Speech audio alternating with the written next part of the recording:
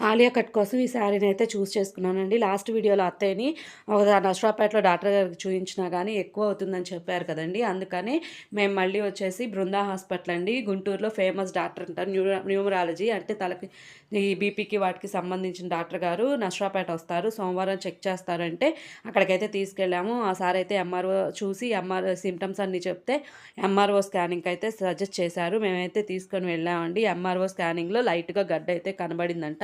మళ్ళీ రెండో స్కానింగ్ కూడా అక్కడే బయాప్సీ లాగా చేశారండి. మొత్తం క్లారిటీగా అయితే తీసుకొచ్చి మళ్ళీ సార్ గారికి అయితే ఇచ్చాము. సార్ గారు అయితే చూసి ఇది 4th స్టేజ్ ఆఫ్ క్యాన్సర్ అని ఎమ్మటనే చెప్పేశారండి. మాకైతే గుండెలు ఆ భూమి అంతా కదిలిపోయినట్టు అనిపించింది. అప్పుడు దాకున్న బాగున్న మనిషికి సడన్గా ఏంటా అని.